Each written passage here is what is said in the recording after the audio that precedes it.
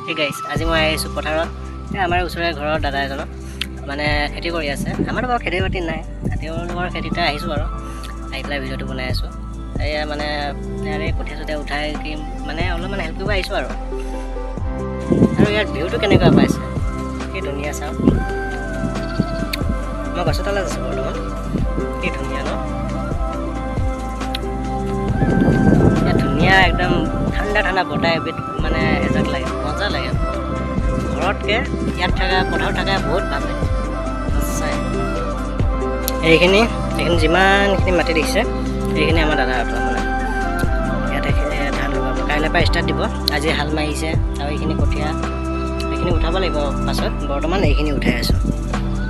উঠাই কি পেলাই থৈ আছোঁ ধুনীয়া জেগা আমাৰ চাৰিও চাইডে পাহাৰ আমি পাহাৰৰ মাজত আছোঁ বুলি ক'ব পাৰি